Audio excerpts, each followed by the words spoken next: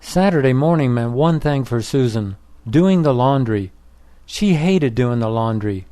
Unenthusiastically, she took the pillowcases off all the pillows.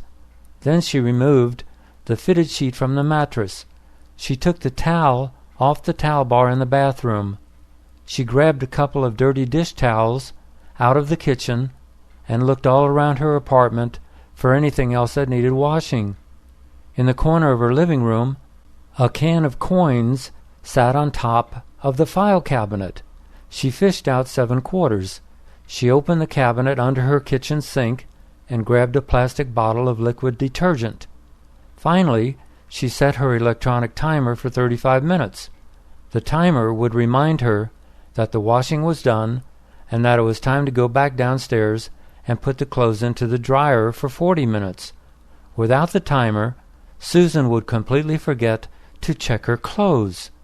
Susan carried the laundry basket downstairs. How happy she would be when her laundry was done for this week. As she approached the laundry room, she heard a familiar sound. The sound was the washer washing and the dryer drying. One of her neighbors had got there before her. Muttering, Susan took her basket back upstairs.